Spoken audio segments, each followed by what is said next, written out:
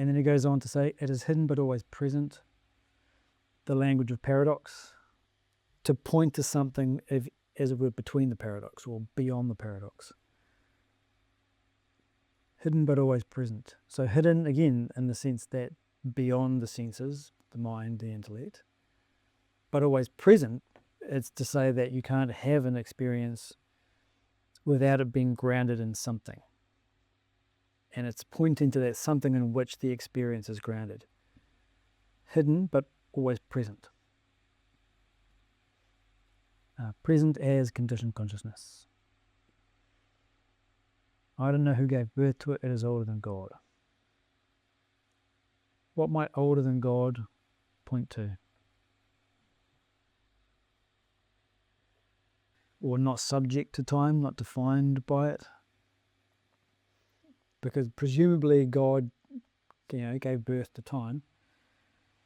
And so if it's older than God, then there is no time. And so the concept of older doesn't exist. So again, there's that contradiction or paradox sitting in there, older than God, meaning not defined by time. And that is a common epithet that's used in various texts in various places. The word eternal appears a lot in the Vedantic texts to indicate the same thing, not subject to time.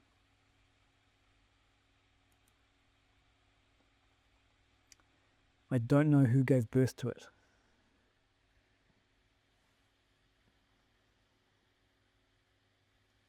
Again, indicating that it's beyond the intellect. We can say where the apple tree came from. Apple tree came from the seed from the previous apple tree. Of course, you keep going back and, you end up with, I don't know.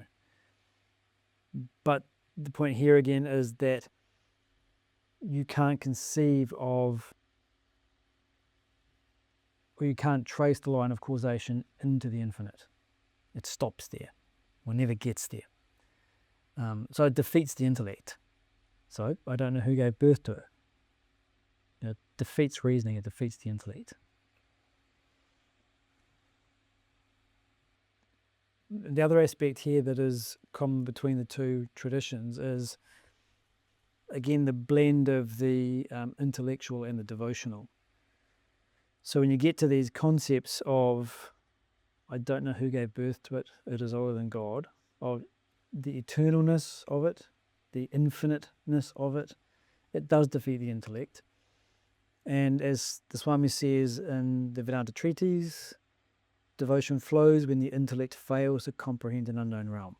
So when there's that failure to comprehend, the intellect is defeated, devotion flows. And using poetry can be a way of sort of eliciting that devotion as well. So they're sort of supporting each other. You defeat the intellect and present poetry, and they kind of blend as devotion, that surrender. And you're seeing it in both texts. Poetry, we're just saying how there's been some very different translations, so that's shows you the kind of poetic language being used, and leads to this recognition of where the intellect cannot penetrate.